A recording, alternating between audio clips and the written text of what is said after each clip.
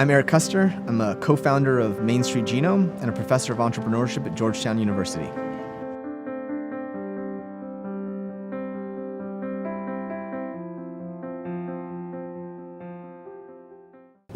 You want to run your business with a compass, not a map, because there's no map that's going to get you from here to there. We just don't know. But if you know that you want to go north by northwest, and eventually you know that your big vision, your big opportunity is over here, basically make sure that you're kind of always pointing in that direction and be smart about adopting the business along the way. So, if you're on your journey and you realize there's a big, a hole right here, you don't go right over it. You basically go around it. That's what kind of founders do. So I think it's important to understand what that really big, your big goal is, and be disciplined about knowing what the general path is, but also be flexible enough to move along the way. So that's, I think, one thing that's really important. There's tie in a little bit together to having the big vision and kind of the compass to do it, is that we just, entrepreneurship is frenetic. And it feels like you're trying to run as fast as you can. And it's a little bit like, pulling your head up, making sure that you're really understanding, before I'm going to go run, 100 yards as fast as I can in this direction, let's really make sure that I'm pretty smart about doing it. And I think that's probably a good lesson from Zaarly in particular that I learned is, to pause, push pause on the button and take a weekend and just reflect, think, read a book, talk to a friend, go out with another entrepreneur and ask those questions, because the thing that we have as entrepreneurs that makes us win when you're talking about versus big companies is the ability to focus and basically adapt really quickly with what we're focusing on. And if you don't take that time to make sure what you're doing is the right thing, you can wind up kind of giving that advantage away. My sense is that you're basically committing to a 30-year journey as an entrepreneur if you really want to do it, and to understand that you're essentially, if you play your life being entrepreneurial over those 30 years, my sense is that every 5 years something interesting is going to happen. So if I were sitting down with someone who's 22 years old, graduating from college and really wants to be an entrepreneur, my sense is to start to think of your life in 5-year chunks,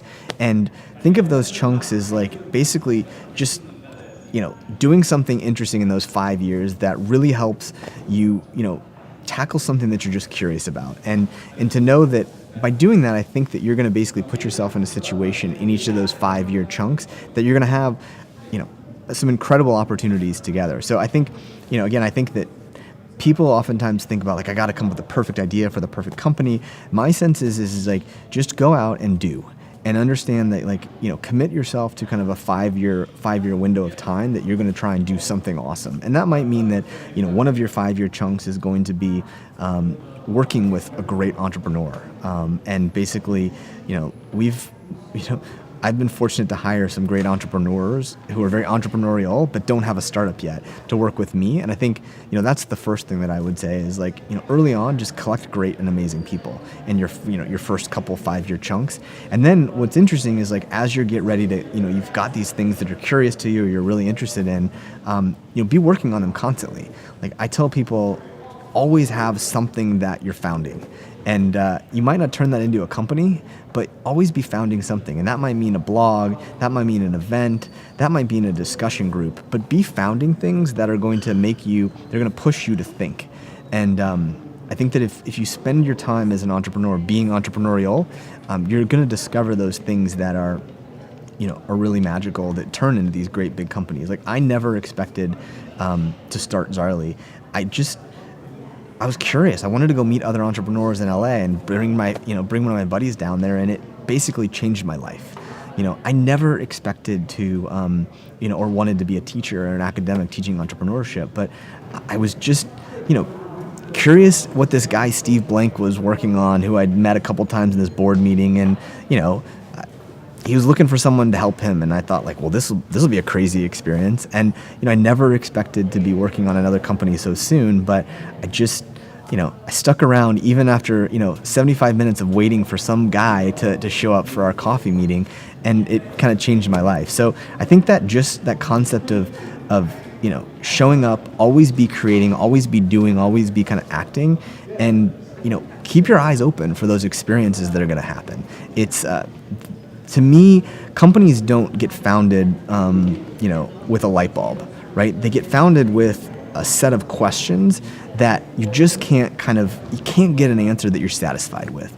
I'd say like go out thinking questions, thinking like questions, and when you find one that you can't put down, be willing to invest the next 5 years of your life to figure it out. And it may be more, it may be less, but know that if it's a problem worth investing 5 years in, it's probably a place that you as an entrepreneur are worth spending your time. And I feel fortunate to have had a couple questions that have basically led me on crazy journeys and crazy adventures. And I know a little bit more. I may not have the full answer, but I do feel like fortunate that I've gotten the journey of discovery to find the answer. And I think that's what entrepreneurship is about, is finding that answer, and more importantly, having the journey along the way.